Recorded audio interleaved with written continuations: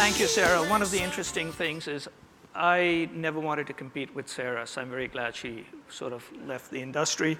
And I'm kind of very glad that all the really smart people have left the industry. And I'm stuck in the same place 32 years later. Okay, so that's a thought.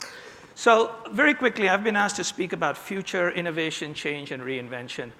And I'm going to do it by first talking about the two constituencies, which are the only two constituencies that matter, and both of whom are not in the room, okay? Or there's very little of one of those constituencies, and the rest of them are in the room, but not with your current mindset, which is the consumer and the client, okay? To me, marketers and consumers are the only two real people that matter. The rest of it is basically noise. Which, by the way, includes all the agencies, all the technology providers, and that also includes amazing companies like Google and Facebook. Okay? The reality of it is this. The people who fund this are our marketers.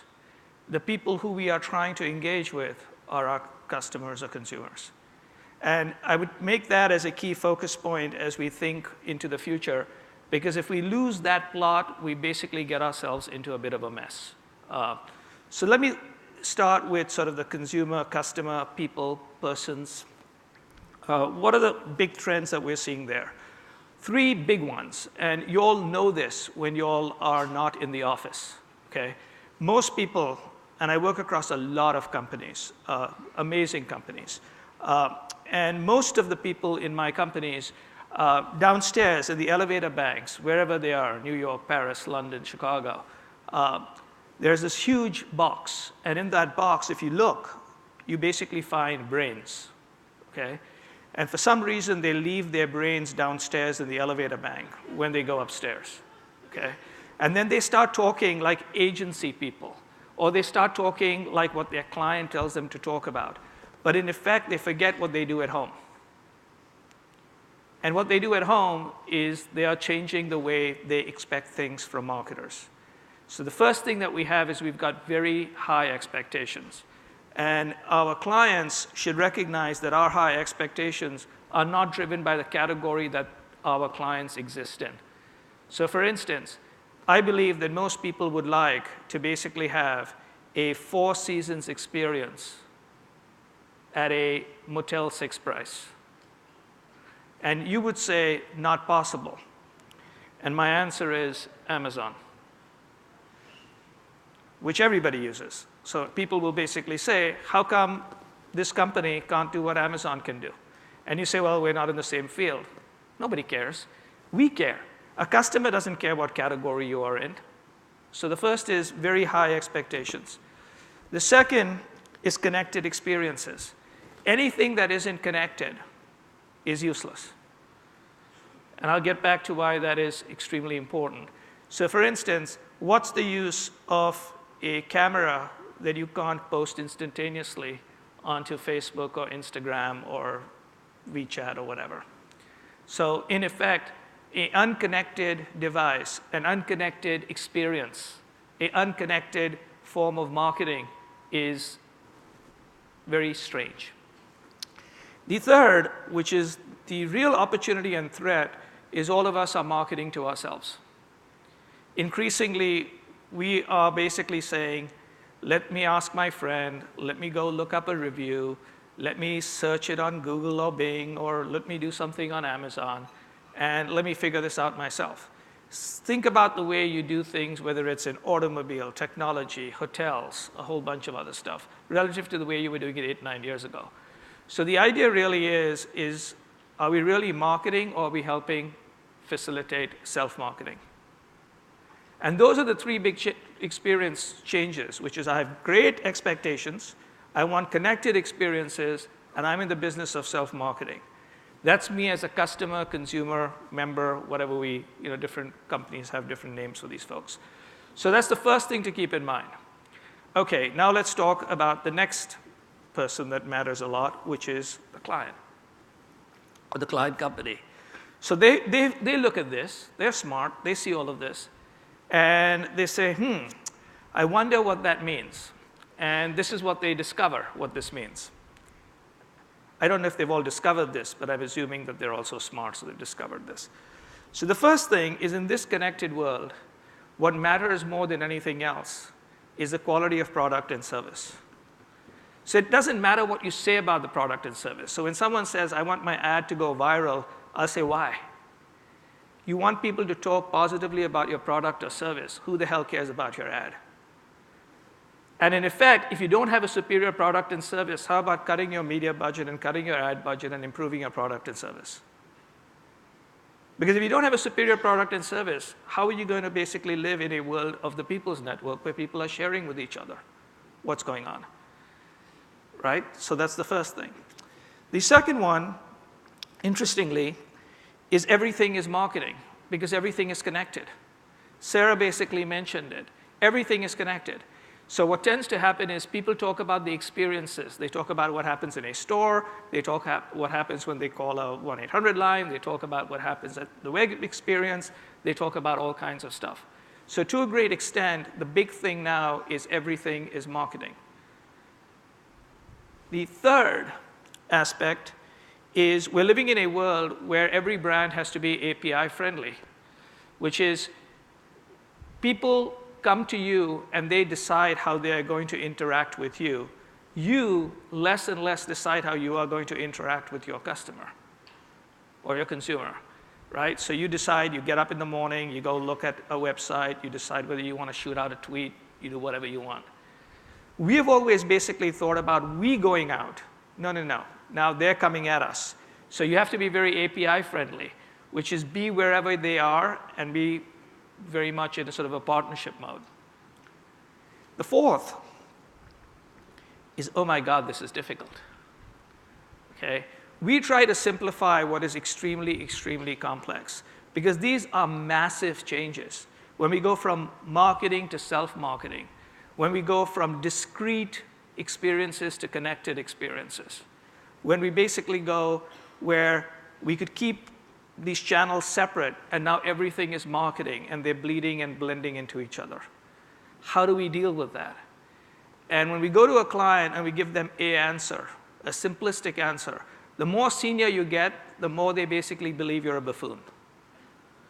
Okay? And I happen to specialize in buffoonery, so I'm told about how much of a buffoon I am. But it's like sort of buffoon. So what are clients therefore doing? Clients therefore today have three issues. The first issue is they aren't exactly sure what in the world is going on. And whenever clients don't know what in the world is going on, they do three things. And I've seen this over 32 years, so I'm seeing it intensely. The first thing they do is they become polygamous, okay? Which is, if you basically are partnering with someone, you get up one morning, look in the mirror, and say, oh my God, the world has changed, I'm not sure I understand what's going on. You look over, you see your partner sleeping in the bed, and say, okay, that character doesn't know what's going on either, because that character and me have been together all this time, right? So therefore, you basically become polygamous. So you basically go and look around. And by the way, that's a given. So that's one thing that happens. The second thing that they do is they say, oh shit, I don't understand what's going on, and I don't know who the hell to trust. What's this whole thing about programmatic? What's this whole thing about anything else? Where is the transparency? Who's making money where? Where is the margin? What's going on? I'm going to do it in-house. I'm going to do it in-house. So they start taking stuff in-house. Okay? It's the second one. The third one is, I know I have to invest in the future, but I don't have any money. So let me cut everybody's fees so I can get some money so I can invest in the future. Three things, and you're seeing those, right? Simple three things. I'll become polygamous, I'll save money, and I'm going to take stuff in-house. So that's the client reaction. Okay, so what do we do? So here we are, little agencies, set out to the pasture, basically told that we don't fit in the home anymore, because after all, you don't get it after all these years, so get out. And by the way, while you get out, while we even kick you out, why don't you pay us some because you're charging too much? And by the way, in addition to that, just for the fun of it, we don't trust you. So that's the current perspective. That sounds ominous. So now let me turn it around. Clients are falling further and further and further behind. They're falling behind their customers.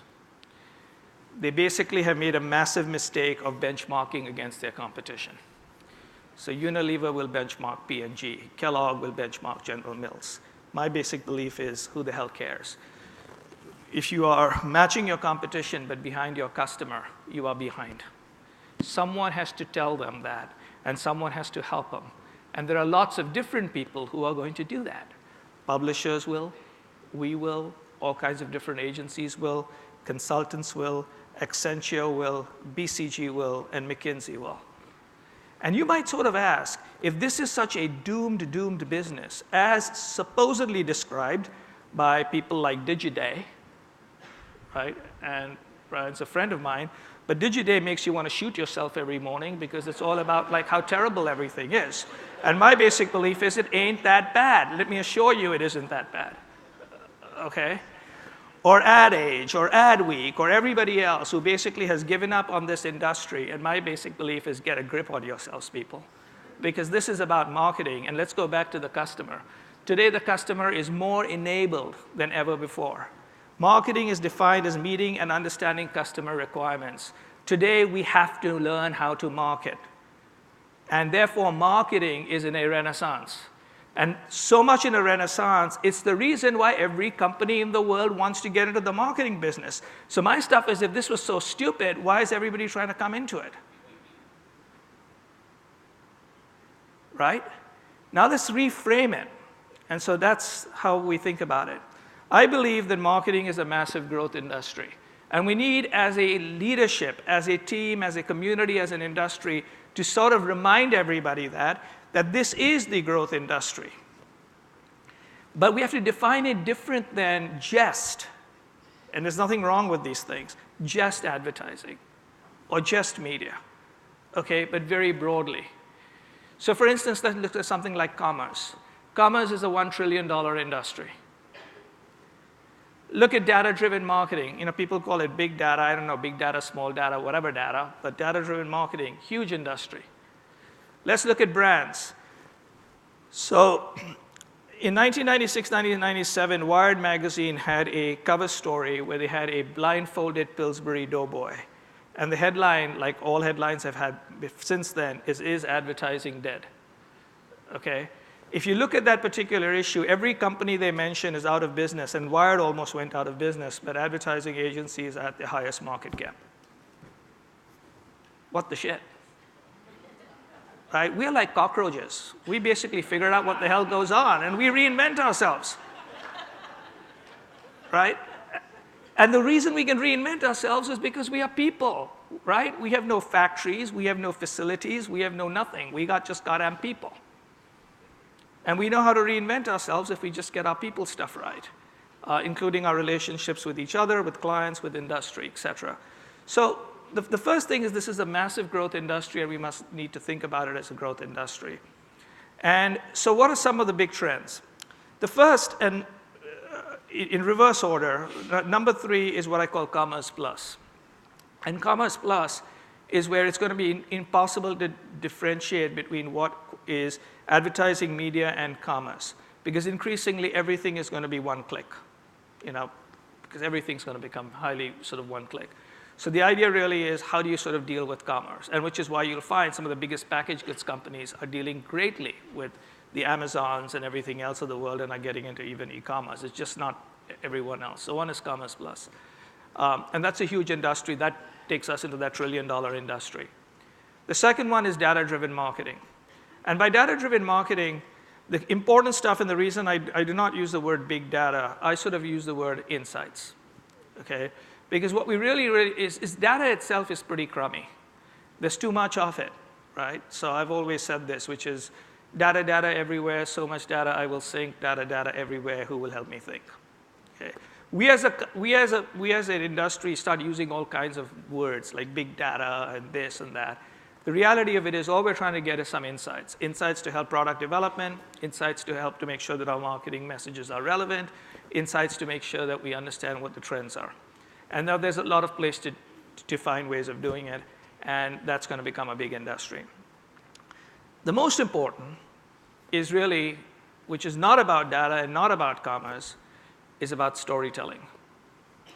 Because one of the things that has happened like never before is brands matter more than ever before. Another reason why marketing is so important. The value of brands, when you look at Interbrand or anything else, has grown tremendously, right? Brands matter more and more and more in a very interesting way. And it's very hard to even kill a brand, right? So however hard agencies and clients try to kill a brand, it's very hard to kill a brand. And brands live really, really robustly. And brands can basically extend into lots of different areas. But what are brands? Brands are basically stories. They're stories that basically are stories about utility, they're stories about value, but they're also stories about the culture, they're stories about desire, they're stories about design. And there are new ways of telling stories. We no longer tell stories with just video and audio and image and place and sound, but we also do it with APIs. We do it with mobility. We do it with participation. And so there are new ways of telling stories which we call next generation storytelling. And that's going to be extremely important.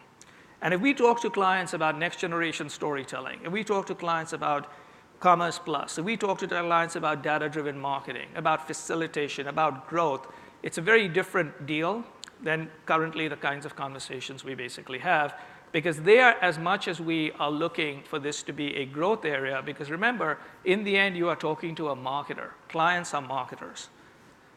Most of our clients are marketers, and marketing will grow important. So besides these trends, what are some of the things that I would sort of suggest as we sort of move forward, or what are some of the things that we're looking at, which I can share?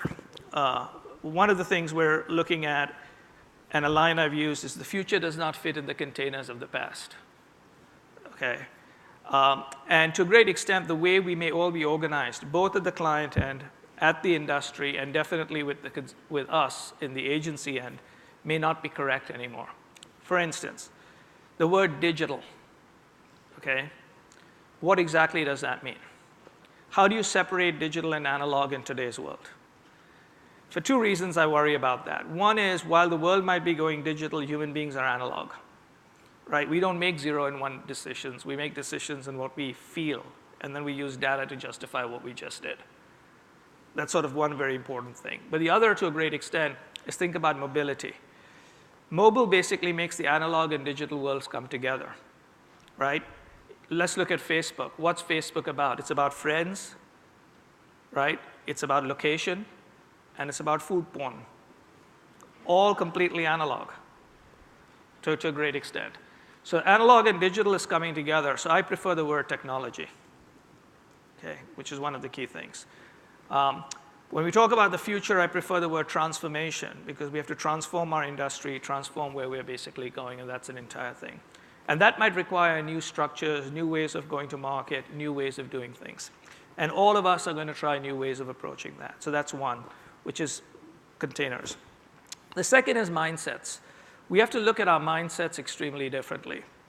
And our mindsets, the first part of the mindset is, please recognize that if you believe that you are in an industry that is a declining and shrinking industry, get the hell out of here, okay? Because if you believe you're in a declining and shrinking industry, and this is what I tell our clients, what's wrong with you, right? What is wrong with you? You are a marketing person basically believing that we are going into a declining world of marketing. When customers are more empowered, there are new ways of marketing, right? Forget about us. All of us agency people might be pathetic buffoons, but marketing isn't, right? So we have to think positively, and we have to stop believing that this is the Hunger Games, that only one person will survive or two people will survive, right? Because in effect, that's one of the big problems right now in our entire ecosystem. Within clients, because everything is coming together, everyone's watching their turf. Within agencies, everyone's watching their turf. Within publishers, everyone's watching their turf. Everything is changing. So what do you do when you change? It's like everybody's the enemy. Oh my God, the world is coming to an end. Okay, so we have to think a little bit more positively on that mindset. The second thing that we have to do with regard to mindset is we seriously have to think about what we believe, whether it's true anymore.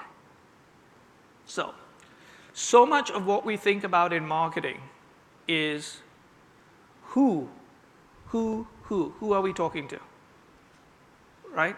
Everything's been built on who. I don't know whether that's that important. Maybe it's where and when.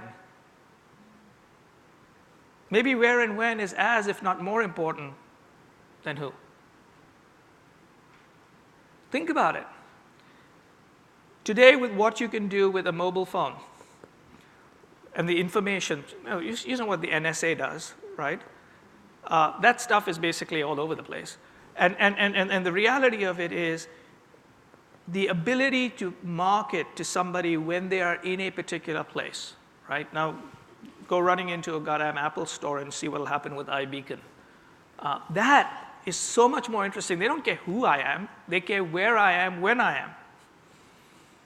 They do care who, but it's not just about who. We have built our industry on sort of who, which doesn't sort of make sense.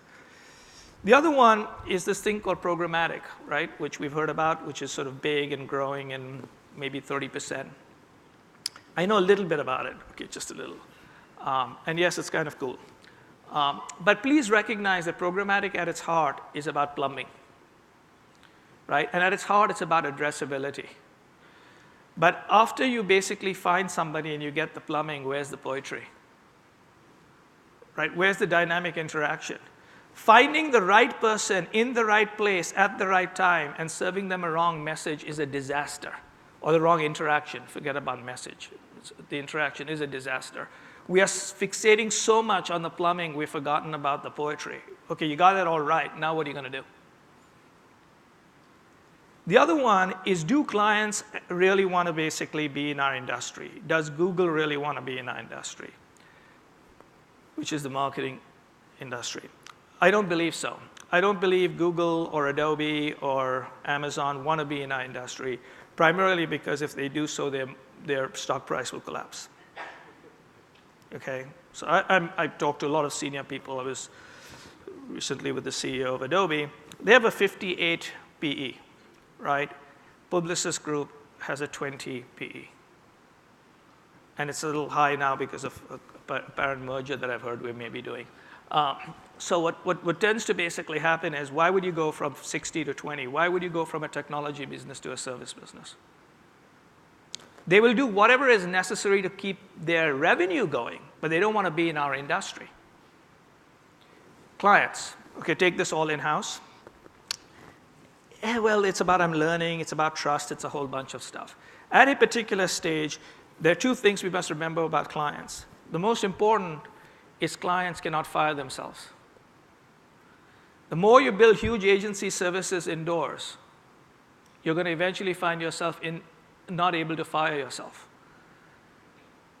The other, at some particular stage, is someone in Wall Street is going to basically ask, what the hell are you doing? Once it gets large enough.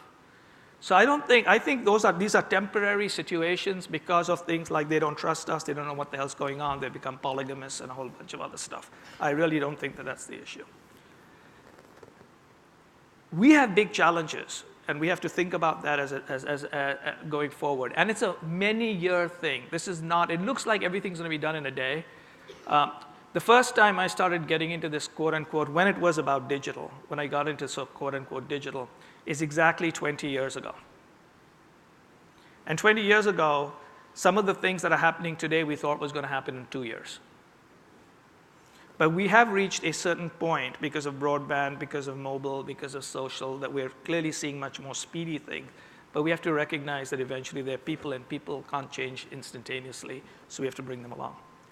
So I will end with personal advice. So what I mean by personal advice? In the end, every organization is really about people, including ones that have amazing technology. It eventually comes down about people. And the big challenge for all of us is talent. That's the real big challenge. The challenge that is facing our industry is talent. How do we get enough of it? How do we upgrade it? How do we attract it? How do we inspire it? That's the big issue.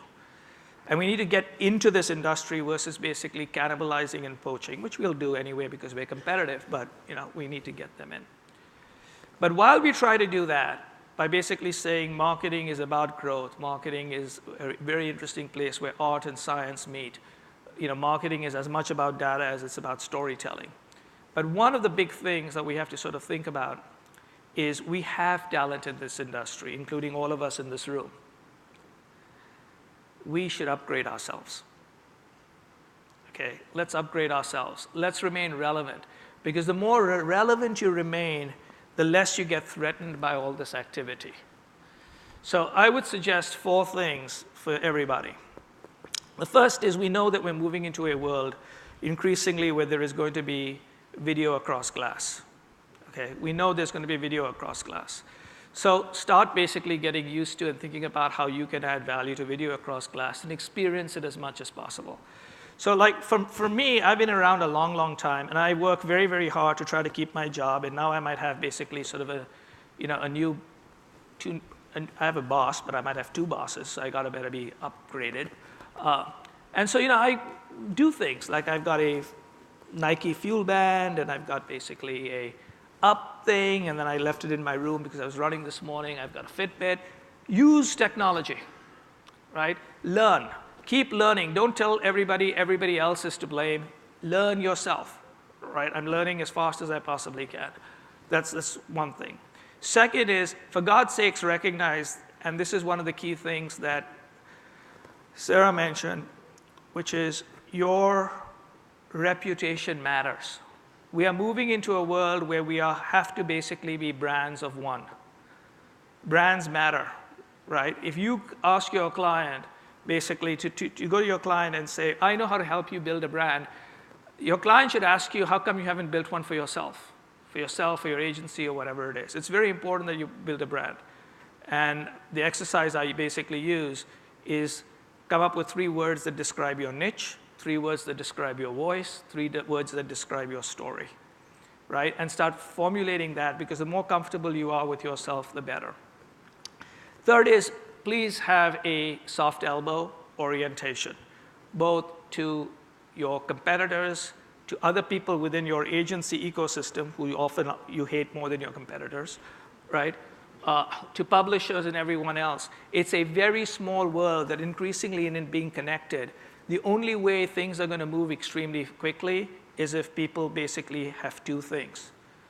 They believe you are relevant, and they believe you are likable, which is no different than goddamn advertising, right? Relevant means, do you know what the hell's going on these days, which is why you have to educate yourself. And likable may not be the right word, but the whole idea basically inherently underlying there is, do they trust you? And in a fast-moving world, let me assure you, there is nothing as fast as trust. Because what people begin to recognize is often when they will ask me, like, now I've got all these things, they say, how come you get this done so fast? You mean make a telephone call, but you don't even know what the hell you're doing, Rishad, that you make a telephone call, right? And I said, because the other person on the other side only knows one thing. He may be dumb, but he won't screw me. Thank you very much.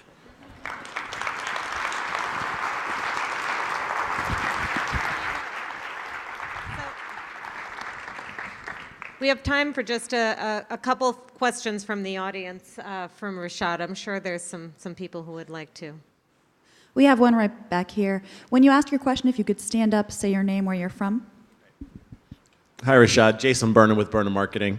To kind of connect the dots on some of the things you were saying, I mean, because we're now all living in an integrated, socially connected digital world, and we have the ability to spread ideas, knowledge, and information and propagate it through social systems at such an exponential rate, when I think about what you kind of served up, which is how do we start to move our industry to a place where businesses are really designed around values-based business infrastructure, right? And aligning with the needs of the general population and consumers around things like their needs, transparency, trust, empathy, right?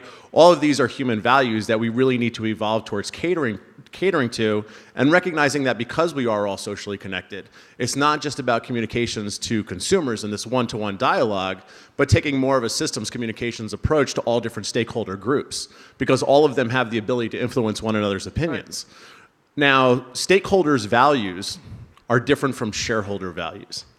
And I think some of the challenges we face in our industry, and really, I mean, just in corporate America in general, is that we've created an entire financial system and infrastructure around trying to satisfy short-term gains without building business models around long-term sustainability.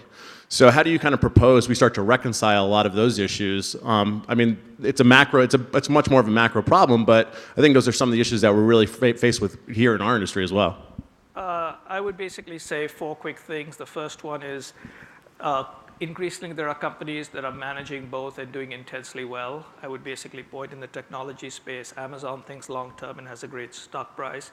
I think Google thinks really long-term. They make audacious bets. There are lots of other companies that do think long-term. You have incredible new companies, whether it's basically Uber in one way, but Warby Parker in another way, Tom's in a third way that is actually doing it. And all the large companies from Unilever, et cetera, are thinking about that. The second one is to remind people about apt, which is the filter that I use. Is it authentic? The second is there a purpose besides the purpose that the person wants? And the third one is, can you trust them, right? And those things basically take a history. The third one, which is very, very important, is you should behave the way you claim that you want to do, because eventually if you do it, whoever you're dealing with basically begins to say, okay, if you're taking it seriously, then maybe I should. And finally, and most importantly, I would strongly recommend to everybody to use a lot of social media and ask your clients, ask your partners to basically, if you can convince them to follow you, become your friend, whatever, because in effect, they begin to sort of see you. And then the way you use it is, are you adding value to them? Right? So a big way that I communicate with my companies and with our clients is actually through social media in an honest way. Right? So I actually use this primarily as a business function than anything else. But when they start doing it, they become comfortable. Remember, in the end, clients are people too. Right? Sometimes we keep thinking of them as clients. For God's sakes, they're going to die and they go to the bathroom in the morning. It's Ben Kennedy from the Integer Group. This is based off of your belief that everything is just marketing. And I'm going to try and make this topical if I can.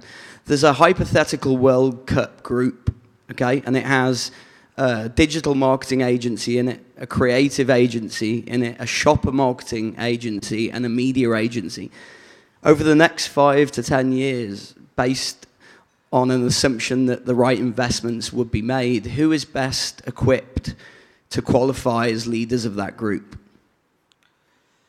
All of them, but in a very different way. I don't think it'll be in organizations as much as people. There's going to basically be certain things that are going to be particularly scaled. So for instance, if you're going to basically deal with data, it's going to have to be at a global, massive scale. It's not going to be done in small little things. So I would anticipate that you're going to see basically data being done at a very scaled organization, which is one part of it.